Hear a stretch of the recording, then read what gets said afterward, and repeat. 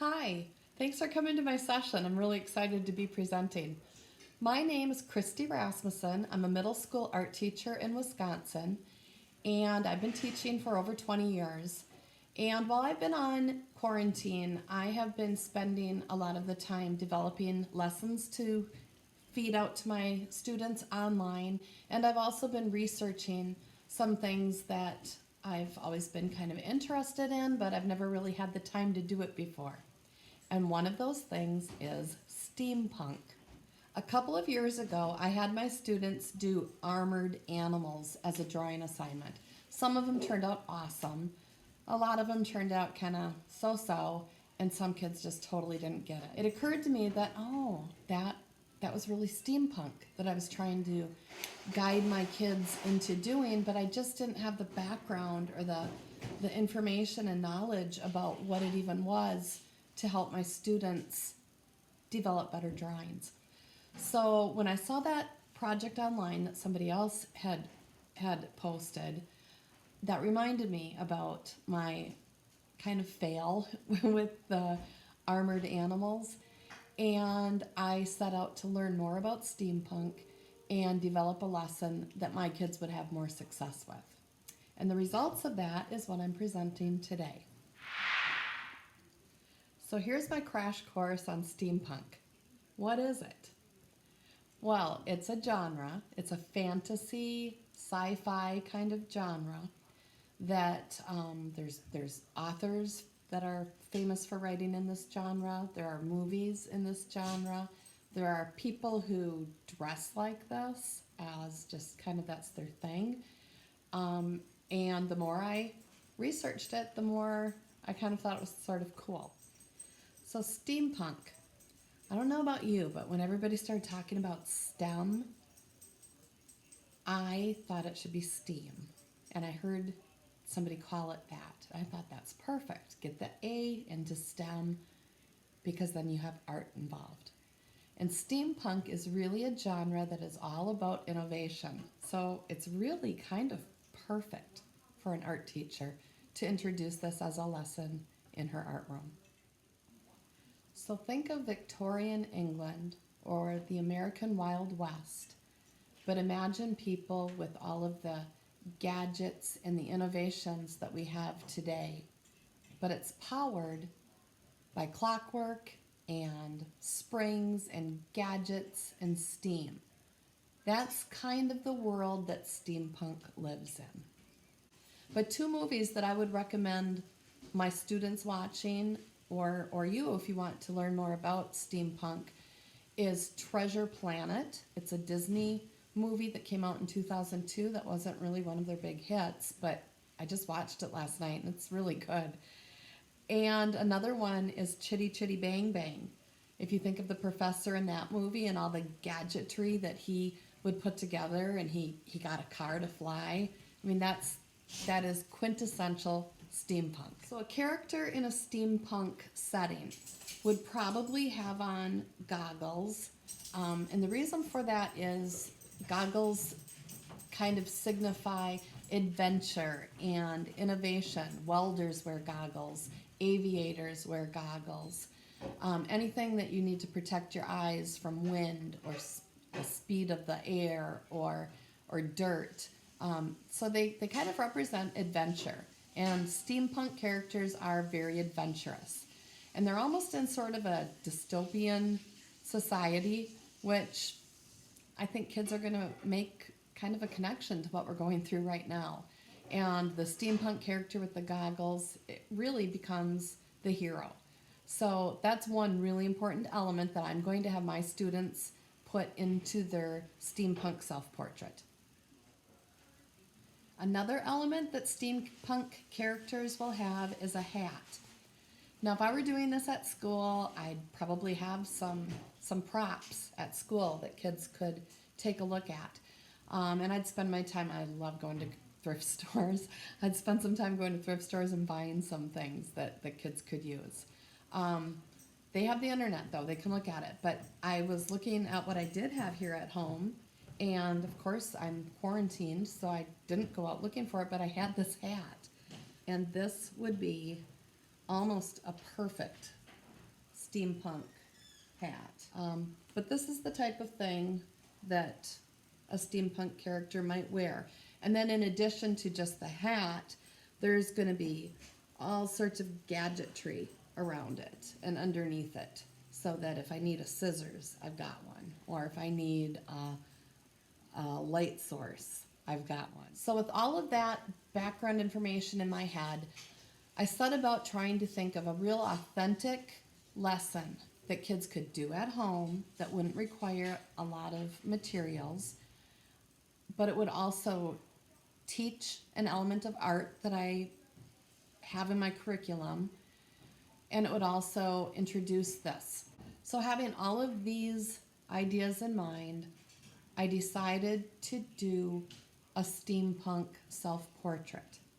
I have my 7th graders do portraits, self-portraits anyway, so this would be a very non-threatening way of doing it. And this is kind of what my sample looks like. So I'll try to hold that real still. You can see that we're doing steampunk self-portraits, and these are the criteria that I'm going to have my kids do. They're going to have a goggles, hat, at least 10, what do I call that, mechanical things, gears, wires, cogs, button, keys, rivets, and you can see that I have those elements on the outside of my goggles and hat.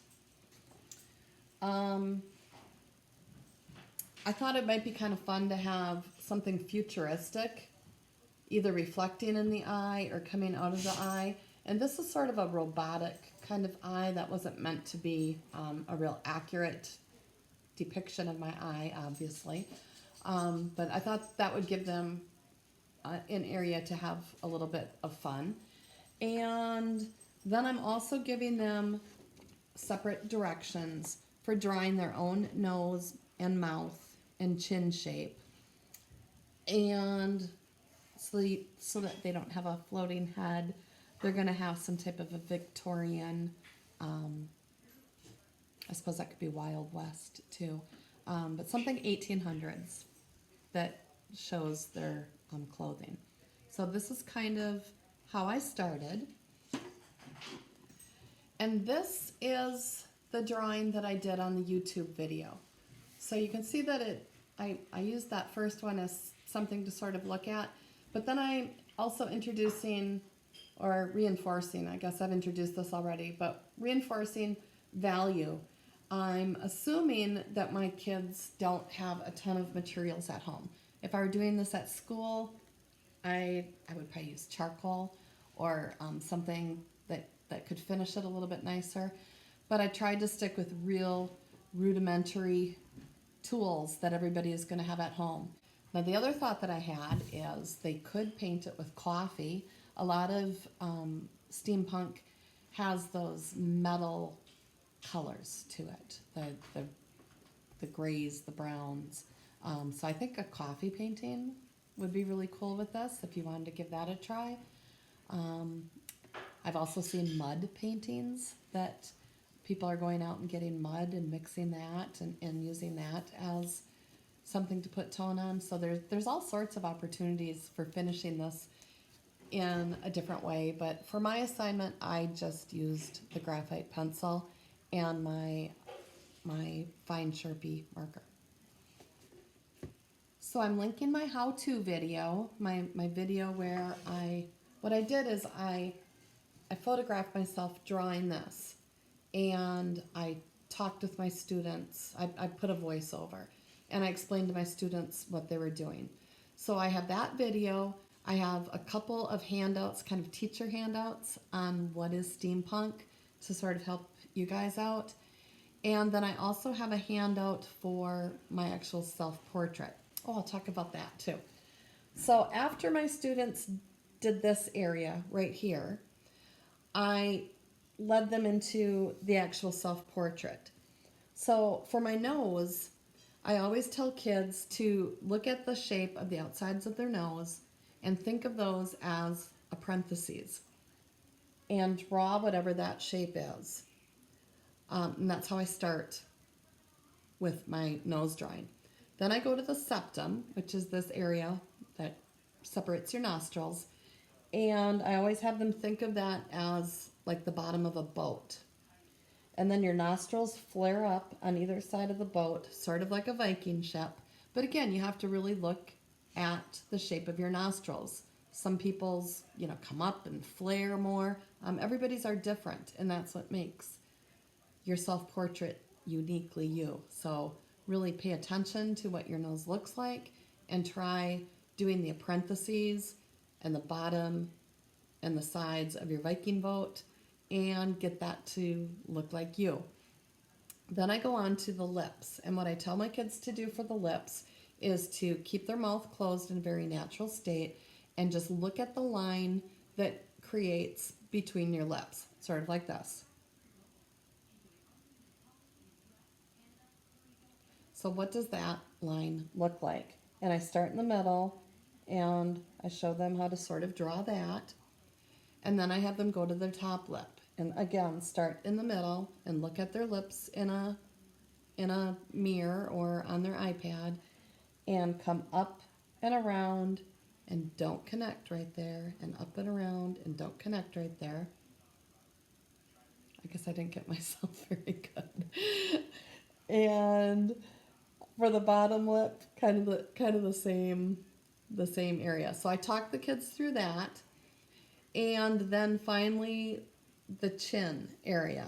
And I talk about, if I'm doing this in class, I have, I look at different kids and I use different kids as examples. And I'll have somebody with a real square jaw as an example. And then maybe I'll find a real petite little girl with a little pointy chin. And kids can really see that your chin shape really makes you who you are. So I spend some time talking with my kids about what their chin shape looks like and kind of talk them through drawing that. Now, originally I did not have my ears showing on this, but it looked goofy. So I put my ears in and then added the steampunk gear earrings too. So that's how I did this project, and I haven't done it with my kids yet because I was just taping this, but I think that they're going to love it. And with the structure, I think my kids that struggle a little bit with art are still going to have a lot of success. For instance, when they draw the goggles, I tell my kids to find something that's about 1.5 inches diameter and just trace that. So they have a nice foundation right off the start to build their goggles around. So that's one little tip that I give in the video. So please watch the video that I have for my kids, and I think it'll make more sense to you how everything is put together. I really think that my kids who struggle a little bit with art are going to have success with this. And my kids who are my high flyers, I cannot wait to see what they do. It's going to be exciting. So that's my lesson. If there's anything else that I can help you guys with, my contact information is available, and I'm probably going to superimpose it on this video. So feel free to contact me. I'd love to help you out. I want you to be successful. I want your kids to be successful. And I just appreciate you spending some time with me today, and thank you so much for the opportunity to present this to you. Good luck, everyone.